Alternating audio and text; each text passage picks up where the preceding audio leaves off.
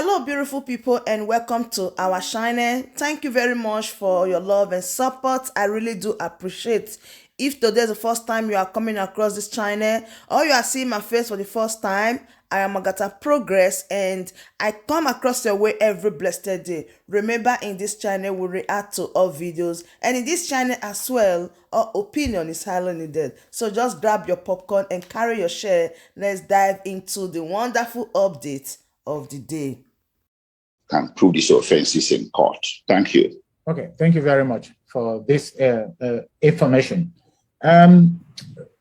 Before we go further, I would like to touch on the issue of the member of the parliament, Andre Huncle. He is, as I've said, a member of the German Bundestag for the parliamentary group of the Left Party, and he's a member of the. He has been a member of this Bundestag for, I think, since 2009, and is a very important person when it concerns the issue of the European Council. I think it's called the European Peace. He has been the Europe. Andre, you have been in the European Peace since 2010, if I'm correct. Well, maybe I can explain what I. All right, right. So I wanted to make a brief statement before you can then continue, but you can go ahead and explain. So thank you very much, Robinson, for this invitation. It's an honor for me to be here present. I'm now just re-elected member of German Parliament.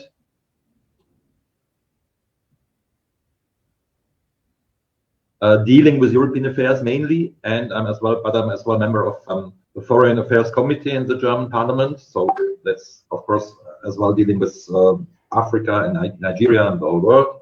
And I'm a member of the Council of Europe, but the Council of Europe is not dealing with states outside the 47 member state of Council of Europe.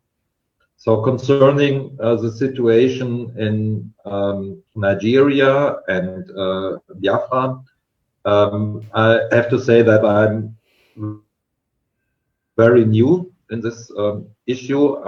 I try to understand the conflict, and I have to say I'm very worried about the developments in the last weeks and months, because it seems that there is the idea of having a kind of military solution to oppress the independence desires there. This seems the politics of the Nigerian government.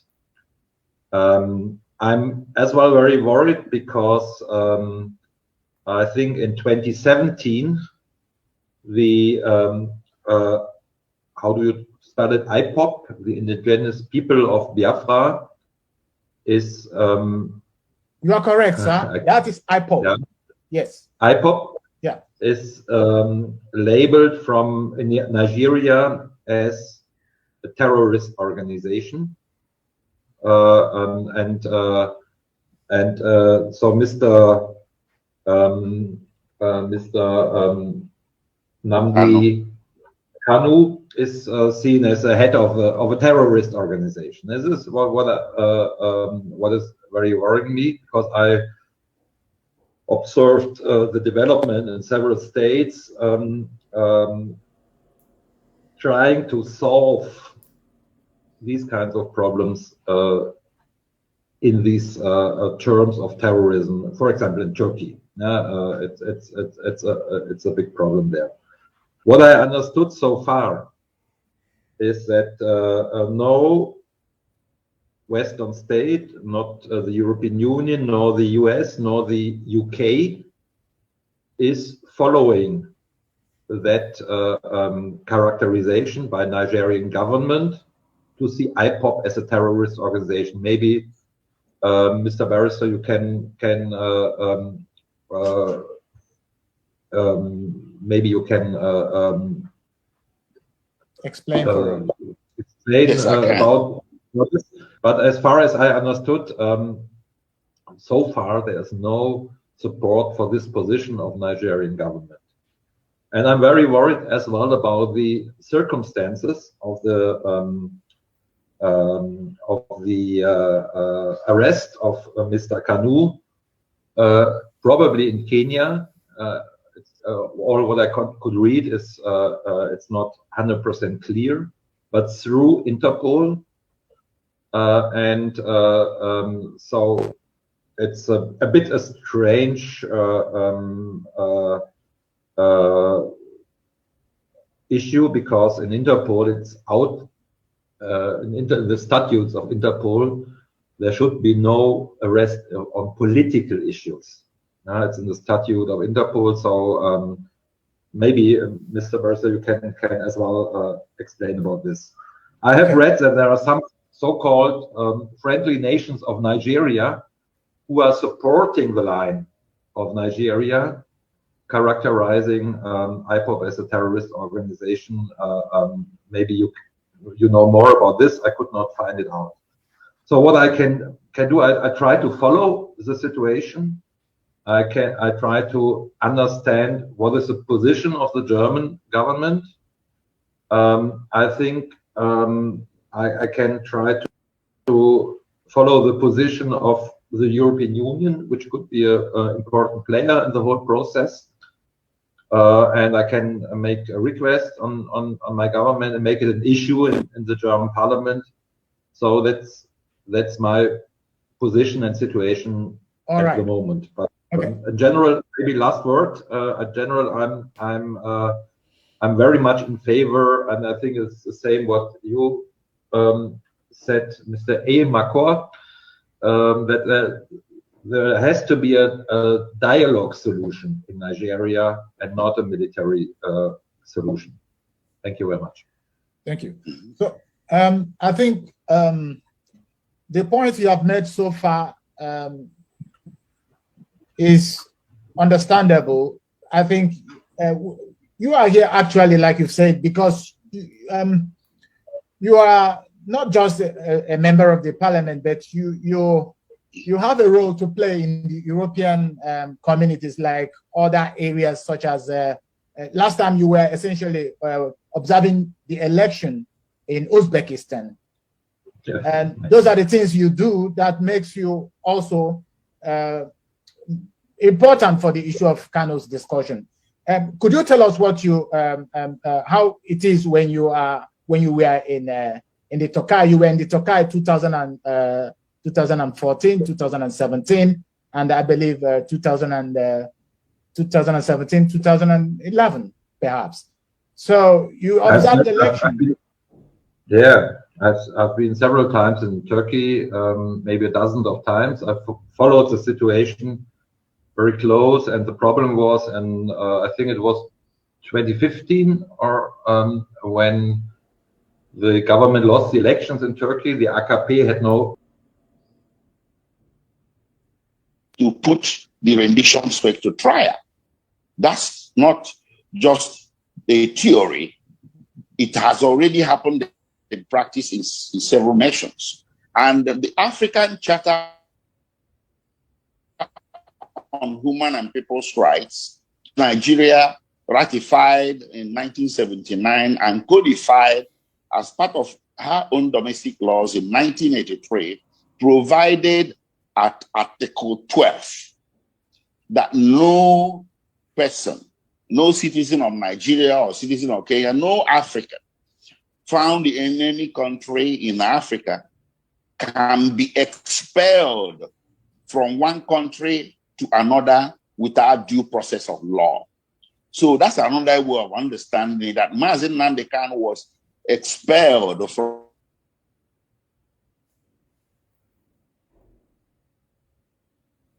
Article 12 again of the African Charter, to which Nigeria is a state party, prohibits what happened to him.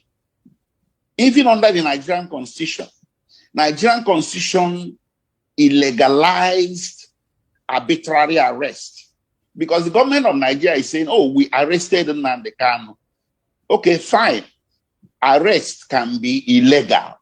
It can be arbitrary.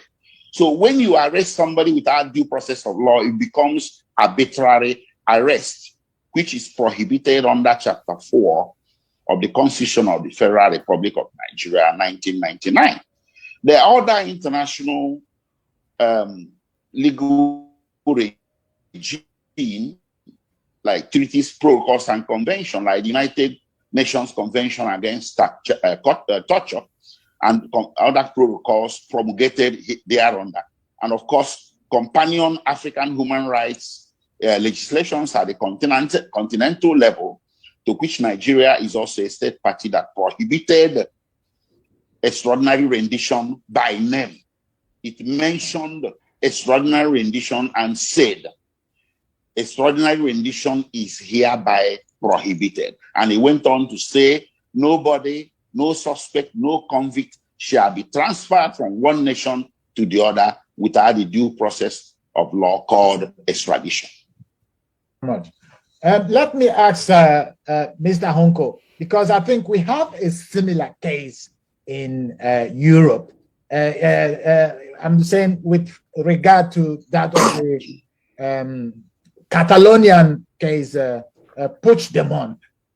Sir, could you say something concerning, or let me ask, do you see similarities in that of Nnamdi Kanu and Puigdemont? And what happened to Nnamdi Kanu? Would it have happened to anybody in Europe?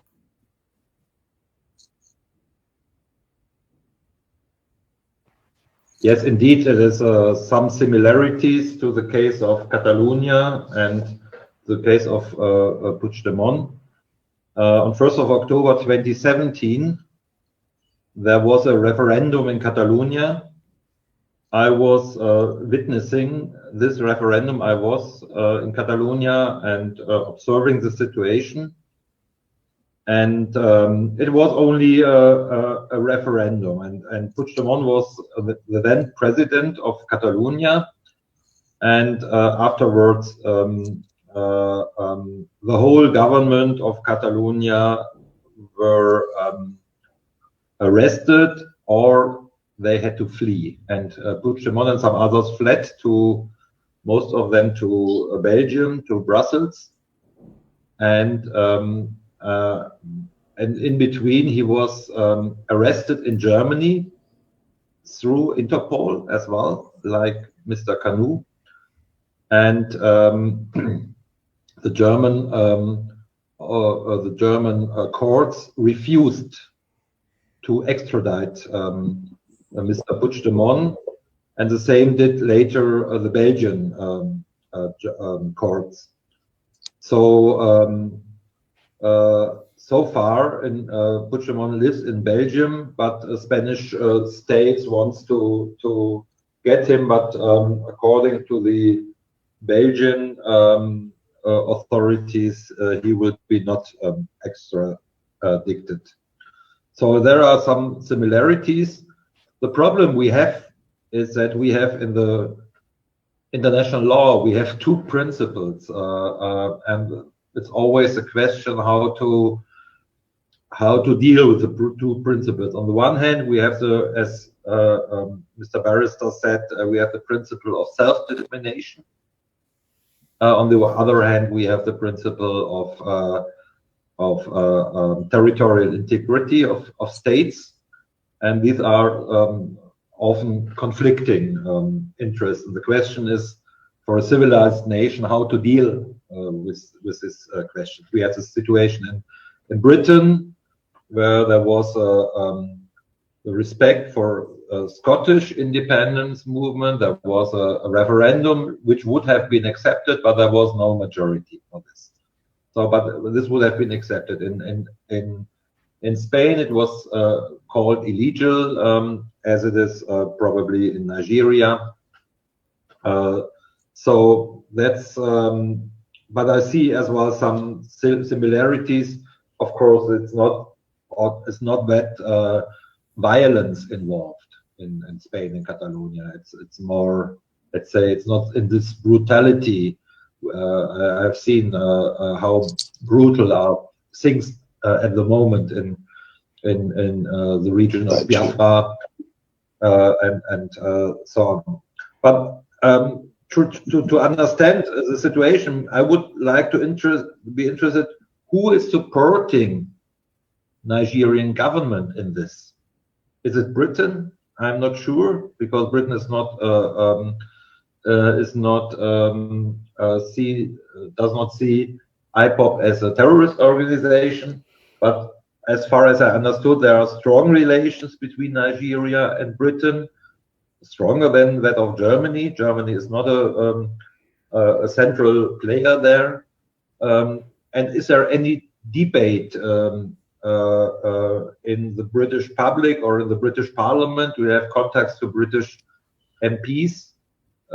Because Britain is, I think it's for your conflict much more important than Germany is. Maybe you can tell me something about this, Mr. Barrister. Yes, yes, I can.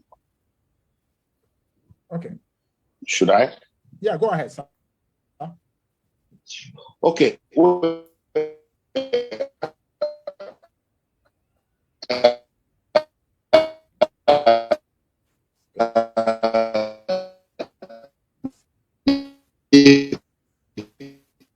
Parliamentarian uncle, he raised a very important question. Yes, diplomatic politics, it is influence, and not German sphere of influence, but German pressure can still be brought to bear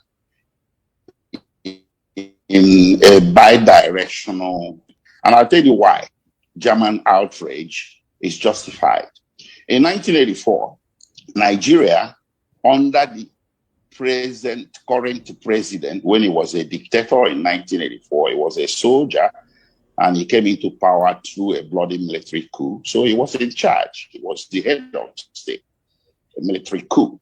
Now, Nigeria in 1984, under the current president, attempted extraordinary rendition of a certain Nigerian politician named Umaru Biko. I think he's late now.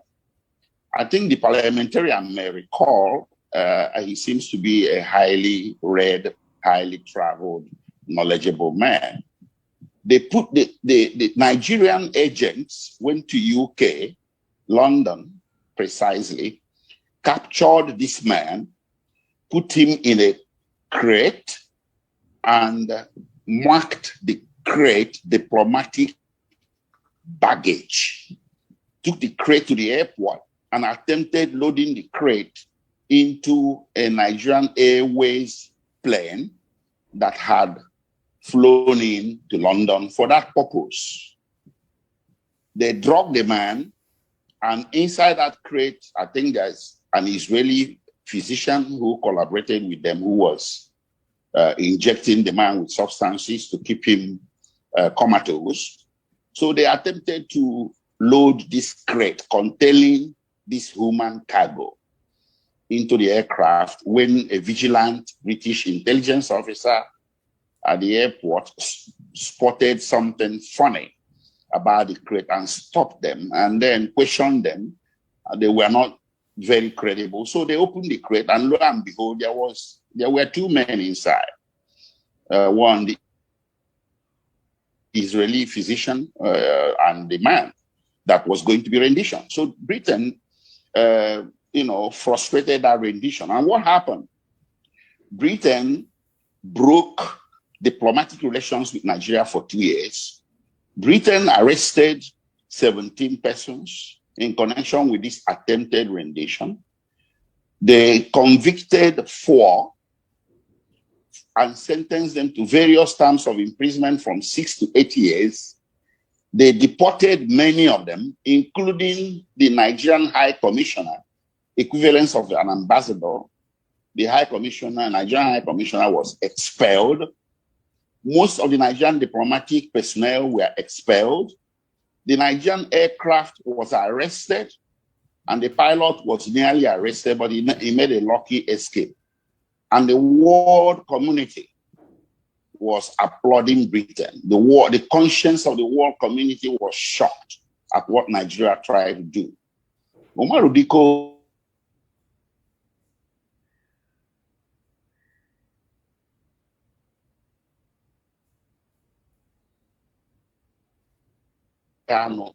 British citizen. He acquired nationality several years ago, probably just about 15 years ago, he acquired British nationality.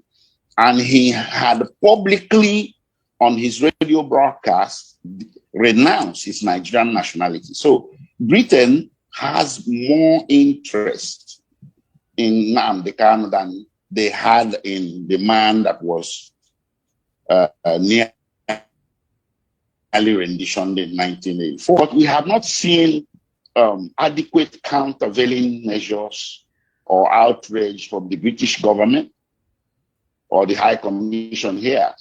I know that they have tried, but my thing is that they haven't tried enough. I am the one that is in contact with the High Commissioner here, but I know they are trying to reach out to Kanu, but that's not enough.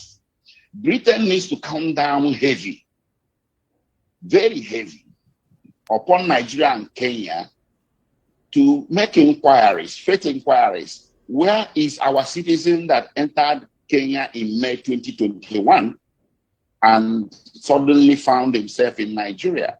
What happened? And if Britain finds out, discovers, confirms that Kanu was not subjected to extradition process in Kenya, but extraordinary rendition, it lies with Britain to roll out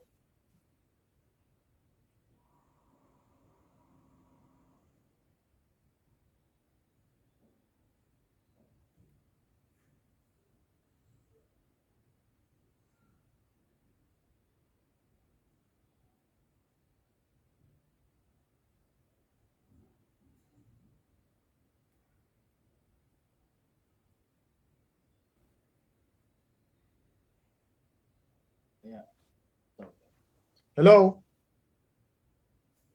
Can you hear me?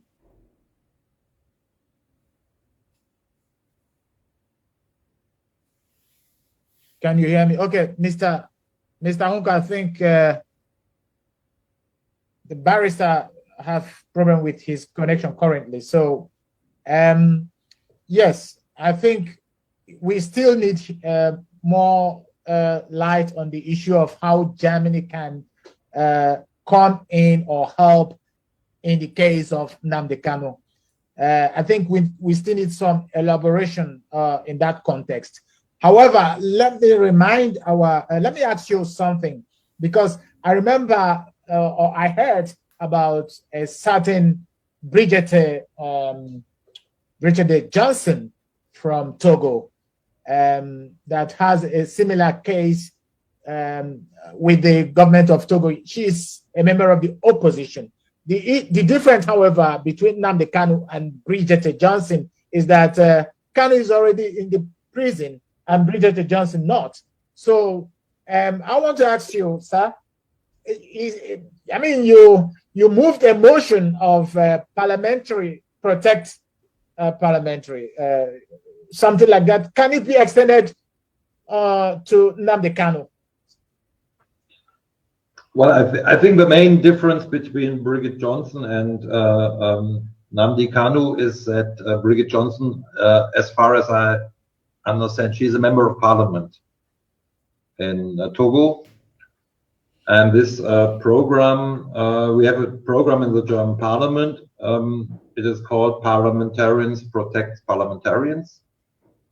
And so I can make a motion and ask for accepting a person in another country to be part of this program. And I raised this motion in the case of Bridget Johnson in Togo, and it was accepted. So officially, she is part of this program, which is mainly a symbolic issue. Yes, I know it's symbolic. But it's not. I think it's important. In some special cases, it doesn't has to be formally a parliamentarian, a comparable figure. This could be maybe Nnamdi Kanu, but I'm not sure about it. And it could be a possibility to do it, but we have to approve it if it's possible, and okay. because I think it's a more probably for the chair of the human. It's decided by the chair of the Human Rights Committee in the German Parliament. Now we are in the process of building a new Human Rights Committee, and we will have a new chair. I don't know who it will be, but I think it's we have to prove it. We have to vote to check it if it's possible. All right. So and Robinson, maybe one question as well for the barrister. Yes. What's now the process? What's going on? The trial against Mr. Kanu. What is the next? How you see the next months, or is there a central date where we have to be, which we have to be aware of? How it's going on? What do you expect in the next months? Yes, the hearing, the last date the hearing was done, or the case came up in court, was 21st October. On that date, it was adjourned to 10th November. So we expect to be in court on 10th November, but on 10th November, we don't expect any trial to occur. I had made it clear from the beginning that there's going to be trial within trial. I don't think it's appropriate for the court to jump to trial without conducting an inquiry, a judicial inquiry in the court, inside the hearing, as to how Kanu got before the court. But this was a man that was granted bail by the same court in 2017, and he got missing. He was supposed to be a ward of the court. He was supposed to be under the protection of the court. And then suddenly he's before the court. So it's proper process, proper thing to do is for the court to inquire, make an inquiry as to how Kanu got before the court. If Kanu is before the court without due process of law, then that's a challenge to jurisdiction of the court. It's a barrier to prosecuting Kanu. That is the motion that we are going to move on the 10th November, and then we see how that goes.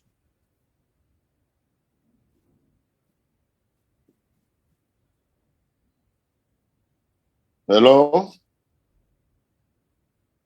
I'm here, all right? Okay, so yeah. Another question I would like to ask you, sir, is Mr. Huncle, I'm referring to you. You have the so-called small question, if you will, or kleine Anfrage, something like that, on the Bundesparlament, on the issue of Biafra and Nnamdi Kanu by extension. I know you did something like that, or you had the intention of doing something like that, or have you done it, sir? No, we are checking what could be a meaningful questioning of it's a question to the government. The problem is it's only, we can only ask what our government did. I cannot ask what is Kenya doing or what is Britain doing. I can only ask what our government did, and I'm still in the process of trying to understand what is the position of our government in this case. For example, I could question, will the German embassy in Lagos, will they observe the trial of Mr. Kanu? Will they go there? This is, or these kinds of issues. But so far, we did not proceed with a formal question to the government, but it could be that we will do it. Okay, thank you very much. So, I mean, you have had the answers from the right source, that is Barrister EJIMAKO, the attorney of Nnamdi Kanu. You've had the stories, and then I think it's left for you to know if you can get to him if you need more questions. It's possible. And I would say to Mr. EJIMAKO, Barrister EJIMAKO, there is the recent news, however, is that the case which was supposed to hold last on 2nd of this month was adjourned. Why? Well, yeah, that's a case I brought an originating action before the High Court of Abia State, seeking for the enforcement of Kano's fundamental rights. It's somewhat different from the one in the federal capital, Abuja, because fundamental rights cases are considered sui generis. They are considered special status cases. Kano's fundamental rights were violated, that's my position, in 2017 when the armed forces went to his house to kill him. And his rights continue to be violated all the way to Kenya. There's an unbroken chain of causation that did not stop with the attempted extrajudicial killing in Abia State, Nigeria. It continued all the way to Kenya, where they captured him in hot pursuit and renditioned him to Nigeria. So this created new and separate grounds of action, separate from the criminal allegations that they are pursuing in Abuja against him, that compelled me to approach the High Court, where this thing started. The Python dance or the attack occurred within the territorial jurisdiction of that High Court, seeking enforcement of his fundamental rights. The government has responded, with no defense. They responded with applications for extension of time to file their defense, and these applications are pending. I opposed the applications. Normally, I wouldn't have opposed such applications, but this is a very sensitive case, and fundamental rights actions are supposed to be concluded quickly, and my client is in detention. He's been in detention for 4 months, and he's been detained by the very people that renditioned him. If I can make an analogy, Kano's detention by the state security services in Abuja, Nigeria, is akin to giving custody of a rape victim to the rapist. The people detaining him are the people that renditioned and tortured him in Kenya for 8 days. So I do not trust in the propriety of that. So I want to get to this case in Abia State as quickly as I can, because I'm not asking for bail. I'm asking for what is entitled under the law, which is to release him unconditionally and allow him safe passage to his country of usual domicile, which is the United Kingdom. So the case was supposed to be heard on 2nd November, probably on the motions of the government to file their defense out of time. It wasn't possible because the court did not sit. So for that reason, it was adjourned or postponed to 19th November. Thank you. Thank you very much. I think we are almost to the end of this discussion, but before we go, I want to ask you a question personal, sir. You've been so much involved in the issue of trying to, free your client Nnamdi Kanu from the Nigerian custody. And despite this effort you have been making, there has been also situation and that came up whereby you are highly criticized, or some people say, things that doesn't actually happen. I think, I do know you're a professional, but no matter how professional we are, I still think that sometimes we are also at the mercy of our emotion. I would like to know, do you sometimes feel like you can't handle this again? Or do you tell the Biafrans that you will continue to work for Nnamdi Kanu till eternity, till you bring him out? Well, first of all, I was trained in America and under the best traditions of ethical commitment to my clients. I am rock steady. I am committed to representing Mazen Mandekano and members of the indigenous Biafra, who I believe are being persecuted in Nigeria. That's my position as a lawyer.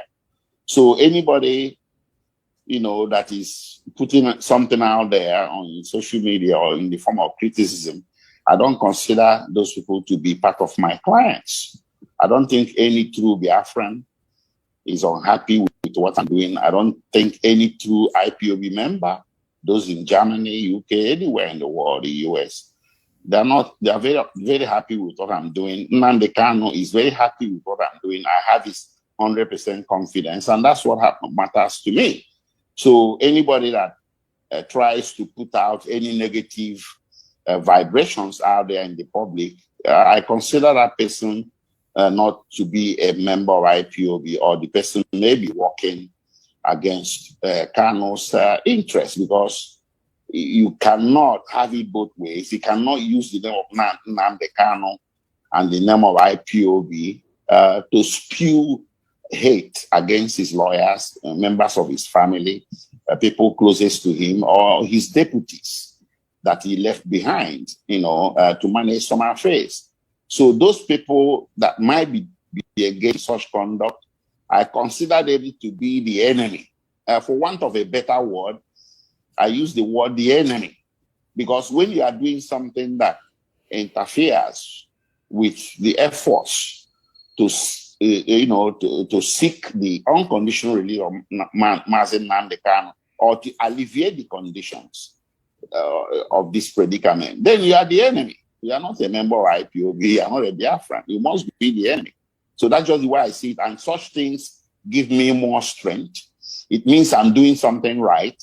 It means some people are not happy with the fact that I'm doing something right. So that makes me stronger and more committed. Yes, for sure. That is where this thing is going to right now. Referendum. That is where it's going to end. And I also agree with our brother, our lawyer, so to say, that the British, they have not tried enough.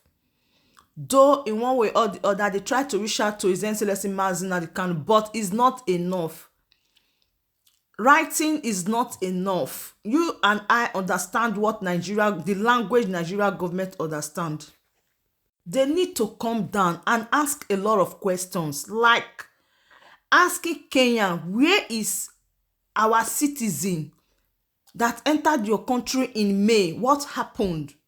Because the way the thing is that they are just joking. Anyways, we are going to wait patiently till November 10. The court ruling will determine what will be the next action. All right, my wonderful family, you've heard it from the Hustle Smart. I still remain your one and only Agatha Progress, bringing it to you live and analyzing the video with you. So if you haven't subscribed and you want to be hearing or getting this type of information, please do well to click the red subscribe button that says subscribe and turn on the bell icon for more latest updates. See you when I see you. From me to you, I say bye.